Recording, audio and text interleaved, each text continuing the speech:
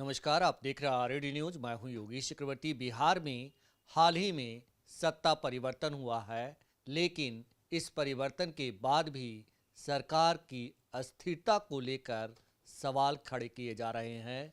कहा जा रहा है कि कभी भी बिहार विधानसभा को भंग करने की सिफारिश मुख्यमंत्री नीतीश कुमार कर सकते हैं, क्योंकि बीजेपी के साथ जो सोचकर वो आए थे वो पूरा नहीं हो रहा।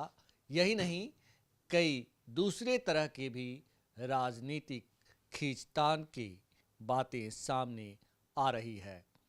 उद्योग जगत के लोग, व्यापारी लोग, जो खास करके बड़े कारोबारी हैं, वो भी असमंजस में हैं। और इस मसले पर हम बात करते आए हैं उद्योग जगत से जुड़े एक युवा उद्यमी डॉक्टर राजीव रंजन उर्फ गुड्डू कुमार जी से। तो चलिए बात करते हैं इनसे। जिस तरह से गुड्डू जी, ये देखा जा रहा है कि सरकार को अस्थिरता को लेकर सवाल खड़े किए जा रहे हैं, तो आप लोग जो कारोबार से जुड़े हुए हैं, तो आप लोग के कारोबार जगत के लोग, आप खुद किस तरह से इसे देख रहे हैं? सबसे तो पहले तो बहुत बहुत धन्यवाद योगेश जी, आपको, रेड न्यूज़ के सारे टीम को भी धन्यवाद, आपने अपना समय निकाला। बताया जाए। जी जी जी, मैं कह रहा हूँ कि जिस तरह से अभी बिहार में राजनीतिक अस्थिरता है, सरकार बदली है, फिर भी कहा जा रहा है कि विधानसभा कभी भी भंग हो सकता है। तो व्यापार पर जो कारोबारी लोग हैं बिहार के, उनके ऊपर इसका क्या असर है? हाँ, उनके ऊपर तो बहुत बुरा असर है, क्योंकि हम लोग भी असमंजस की स्थिति में हैं और गवर्नमेंट के साथ हम लोग काम करते हैं, चाहे वो किसी भी डिपार्टमेंट का हो। क्योंकि मंत्रियों में विभागों का बंटवारा नहीं हुआ है, सेक्रेटरी, प्रिंसिपल सेक्रेटरी, सब लोग अभी वेट एंड वॉच की स्थिति में हैं, कौन किस डिपार्टमेंट में जाएगा। क्योंकि भाजपा से जो इस बार डिप्टी सीएम बने हैं, दोनों काफ़ी कद्दावर नेता हैं, और मुझे लगता है कि जो शीर्ष नेतृत्व है भाजपा की, वो जानबूझकर के ऐसे डिप्टी सीएम बनाए हैं। जो नीतीश कुमार, जो बिहार के माननीय मुख्यमंत्री हैं, पिछले 16-17 सालों से लगातार हैं, उनको टाइट करने के लिए किया गया है। और अभी तक विभाग का बंटवारा नहीं हो रहा है। जो जिस विभाग में है, हम लोग का ही बिल है तो फंसा हुआ है। माननीय मुख्यमंत्री भी स्थिर नहीं है तो मंत्रालय क्या स्थिर रहेगा। और सरकार किसकी बनती है, कौन मुखिया है सरकार का, कैसा लॉ एंड ऑर्डर है, ये से सबसे पहले कोई प्रभावित होता है तो वो हम लोग हैं, यानी जो व्यापारी वर्ग है वो सबसे पहले प्रभावित होता है। जी जी जी, तो असमंजस की स्थिति है, बिल नहीं पास हो रहा है। कभी ऐसा कड़वा अनुभव रहा था 17-18 सालों में, जो मुख्यमंत्री नीतीश कुमार पिछले 18 सालों से बिहार के सत्ता पे काबिज है, तो इस तरह के कड़वे अनुभव तो नहीं थे। तो कहीं ना कहीं मुख्यमंत्री के प्रति आप लोग क्या सोचते हैं, नीतीश कुमार के प्रति? नहीं, हम लोग तो माननीय मुख्यमंत्री के प्रति क्या सोचेंगे। हम लोग एक व्यवसायी हैं और व्यवसाय की दृष्टि से देखते हैं। हम लोग को अपना सेफ रोजगार चाहिए, अपने जान माल की सुरक्षा चाहिए। और हमको क्या चाहिए, जो नीतीश कुमार हों, माननीय सम्राट चौधरी जी हों, या तेजस्वी यादव जी हों, या विजय कुमार सिन्हा जी हों, एक राजा से प्रजा क्या चाहती है? प्रजा यही चाहती है, आम आवाम सुख चैन, यही ना चाहेगी। इसके अलावा हम लोगों को कुछ नहीं चाहिए। आपको लगता है कि कहीं ना कहीं जो कारोबार जगत के लोग हैं, वो इस बात से सहमे हुए हैं कि आने वाले दिनों में क्या होगा? बिल्कुल, वो लोग डरे हुए हैं और सहमे हुए हैं कि आने वाले समय में कौन सरकार बनाएगा, कौन सरकार चलाएगा। क्योंकि सरकार अभी स्थिर नहीं है। अभी हाल ही में भाजपा के कुछ एमएलए, कुछ जदयू के एमएलए, राजद के एमएलए, कांग्रेस के एमएलए, सारे एमएलए लोग अपने अपने शीर्ष नेतृत्व के कहने पे कहीं ना कहीं शिफ्ट किए गए थे। क्यों शिफ्ट किए गए थे? क्योंकि उन लोगों में भी डर का माहौल था कि हमारे पार्टी के नेता कहीं और जाएंगे, जो सत्ता में है वो भी, जो विपक्ष में है वो भी। तो इधर उधर की स्थिति बनी हुई है। और मुझे नहीं लगता है सरकार भी अभी स्थिर है, क्योंकि 17-18 सालों में, जब से माननीय नीतीश कुमार जी मुख्यमंत्री बने 2005 से, उस समय से अभी तक वही अधिकारी, वही ब्यूरोक्रेट्स, वही पॉलिटिशियन नीतीश कुमार के इर्द और गिर्द में रहें और लगातार अभी तक हैं। तो जो बाकी एमएलएज हैं बिहार के, या जदयू के हों या भाजपा के हों, उन लोगों को लगता है कि हम लोग क्या कर रहे हैं, 4 बार 5 बार से जो लोग जीत करके अपने क्षेत्र से आ रहे हैं। नीतीश कुमार अभी जो आरजेडी का खेमा छोड़े हैं, तो उसमें कुछ स्पष्ट उन्होंने कारण नहीं बताया कि हमने क्यों छोड़ा है। बातचीत के क्रम में यही पता चला कि तेजस्वी तो युवा हैं, वो किसी भी पार्टी और किसी भी जाति से हों, उन्होंने जो अपना कमिटमेंट किया था चुनाव के दरमियान कि अगर मैं आया सत्ता में तो ये करूँगा, तो वो उनका पहला शर्त था कि हम अगर गठबंधन करेंगे तो हमारे जितने वादे थे उसको आपको पूरा करना होगा। और माननीय नीतीश कुमार जी ने उस समय हामी भी भरी और उस पर चला भी। जब गांधी मैदान में तेजस्वी जी बोले 10 लाख रोजगार देंगे, तो नीतीश कुमार जी ने कहा 10 लाख क्यों, 20 लाख देंगे, रोजगार भी देंगे और नौकरी भी देंगे और 20 लाख से ऊपर लोगों को देंगे। और उस पर काम भी किया गया, कई विभागों में नौकरियां भी दी गई और ये ऐतिहासिक काम भी किया गया। 1 लाख 1.5 लाख नौकरियां एक ही समय में दिया गया, ज्वाइनिंग लेटर दिया गया। और वो माननीय मुख्यमंत्री नीतीश कुमार तो मुखिया थे, बट वो जो शर्त था और जो कमिटमेंट था वो चुनाव में आरजेडी के एजेंडा में था। और आरजेडी के मुखिया के तौर पर अभी हम लोग या बिहार के सब लोग तेजस्वी यादव को ही जानते हैं, क्योंकि लालू जी अब थक गए हैं, राबड़ी देवी भी अब थक गई हैं और एक एज हो गया उन लोगों का।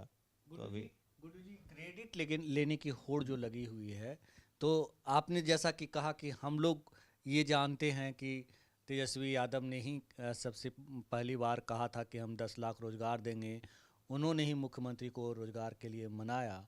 तो आपको ये लगता है या कहें कि आपके अलावा जो कारोबार जगत से जो लोग जुड़े हुए हैं, उनको ये लगता है कि तेजस्वी ही वो कारण है जिसकी वजह से लोगों को इतनी बड़ी पैमाने पर नौकरियां मिली और इतिहास रचने का काम किया गया?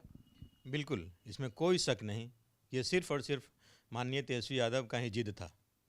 ये उनका ही जिद था और ये जिद भी युवा होने के नाते था। अगर वो एक बुजुर्ग होते, थके हुए होते, तो ये जिद वो ना करते।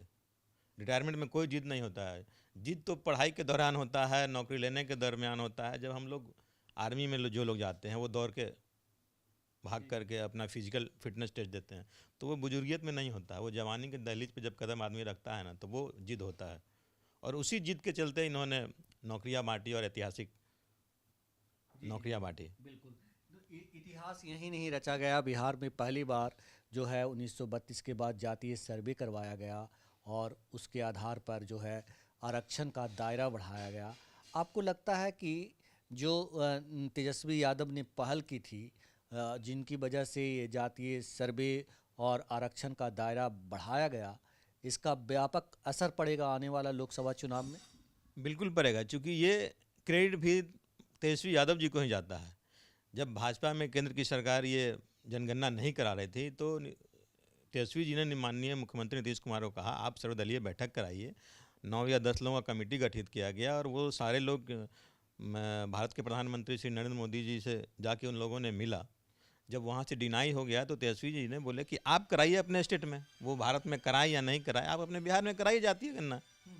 और जब ये लोग सत्ता में आए आरजेडी के गठबंधन से, तो जातीय जनगणना हुई और जातीय जनगणना जब हुई तो सारे लोगों को पता चल गया कि मेरा कितना वोट है, मेरी कितनी आबादी है। तो वो तो डिमांड करेगा ही ना, जिसकी जितनी आबादी है उसकी उतनी हिस्सेदारी। तो आपको ये लगता है कि लोकसभा चुनाव अभी कुछ महीने के बाद ही होने हैं, तो इसका व्यापक असर पड़ेगा और जनता जो है मुखर होकर के अपनी जो है भागीदारी जो है वो प्रदर्शित करेगी और इसका कहीं ना कहीं बीजेपी को नुकसान उठाना पड़ेगा? नहीं, भाजपा को तो नुकसान उठाना पड़ेगा, तो वो अपने मुद्दा से भटकेगी तो उसको नुकसान उठाना पड़ेगा। आरजेडी भी अपने मुद्दे से भटकेगी तो नुकसान उठाना पड़ेगा। जदयू भी अगर मुद्दे से भटकेगी तो नुकसान उठाना पड़ेगा। कांग्रेस भी मुद्दे से भटकी थी तो नुकसान उठाई कांग्रेस। तो नुकसान उन्हीं लोगों को होता है जो अपने मुद्दे से, अपने कमिटमेंट से पीछे हटते हैं। और जो पॉलिटिशियन या जो पॉलिटिकल पार्टी अपने मुद्दे पे कायम है, उसका कहीं बिखराव नहीं होता है, कहीं उसका नुकसान नहीं होता है।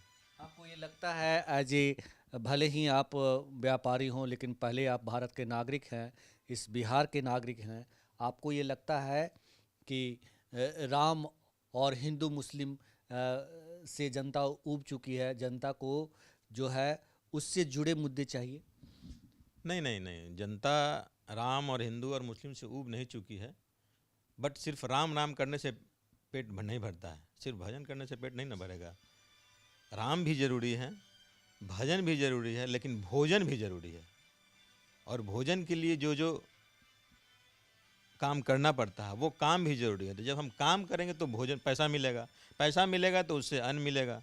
जब हम काम ही नहीं करेंगे, मेरे पास रोजगार ही नहीं रहेगा, तो भोजन हम कर नहीं पाएंगे। जब पेट में नहीं रहेगा अन्न, तो भजन में बिल्कुल ही नहीं लगेगा मन। जी जी जी। आखिरी सवाल गुड्डू जी आपसे, एज ए युवा उद्योगपति, एज ए युवा कारोबारी, आपको लगता है कि आने वाले लोकसभा चुनाव में जो है जातीय गणना, नौकरियां और जो तेजस्वी यादव ने नारा दिया 17 साल बनाम 17 महीने, ये मुद्दे जो है हावी रहेंगे और इसी के आधार पे यही एजेंडा मतलब होगा आने वाला लोकसभा चुनाव में?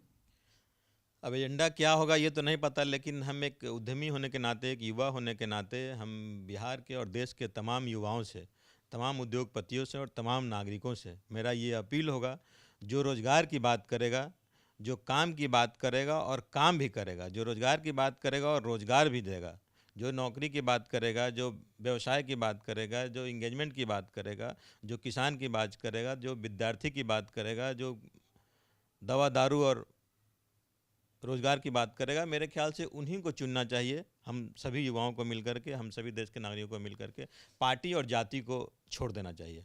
जी जी। बात करना और एजेंडे पे खरा उतरना दोनों दो चीज़ें होती है। बात तो बहुत लोग करते हैं, खास करके राजनेता तरह तरह के दावे करते हैं, लेकिन वो अपने एजेंडे पे खरे नहीं उतरते। और तेजस्वी यादव अभी जो है जन विश्वास यात्रा कर रहे हैं और यही बात हर जनसभा में वो कह रहे हैं। तो बात करना और उस पे एजेंडे पे खरा उतरना दोनों दो चीज़ें हैं। देखिए, ये तो पॉलिटिशियन के हाथ में है। अब माननीय प्रधानमंत्री जी बोल के आए थे, हम काला धन लाएंगे, 2 करोड़ लोगों को रोज़गार देंगे, महंगाई के विरोध में आए थे कि भाई हम सस्ता करेंगे। इन सारे चीज़ों को वो फेलवर कर दिए कि अपना काम कुछ किए नहीं इस पर। अब तो जनता यहाँ बेवकूफ़ बन गई। अभी तेजस्वी जी आए हैं, 17 महीने का इनका सरकार रहा।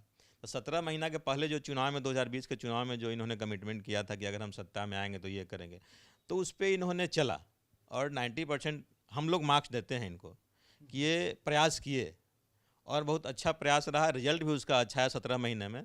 मुझे लगता है अगर ये गवर्नमेंट कंटिन्यू अपना कार्यकाल पूरा करती तो बिहार का दृश्य कुछ और होता, बिहार के उद्यमियों का दृश्य कुछ और होता, बिहार के विद्यार्थियों का कल्याण हो गया होता, बिहार के किसानों का कल्याण हो गया होता और सबका कल्याण होता। क्योंकि दिख रहा है, जो विज़न है, जो करना है, वो दिख रहा है तेजस्वी यादव जी में। और हमको लगता है कि अगर ये सत्ता में आए तो नो डाउट करेंगे। अगर एक आदमी 10 कमिटमेंट करता है, 10 का 10 फेल हो जाता है, तो उसको तो हम भगोड़ा ही कहेंगे। लेकिन ये आदमी जो कमिटमेंट किया, उस सारे कमिटमेंट पे चलने का प्रयास किया और बहुत से जगह को उन्होंने अपने अचीव कर लिया टारगेट को। तो मुझे लगता है कि ऐसे लोगों को एक बार सत्ता में आना चाहिए और सत्ता में जब आएंगे तो सबका कल्याण करेंगे ये। चलिए, हमसे बात करने के लिए शुक्रिया सर आपका। तो बहुत बहुत धन्यवाद आपका भी।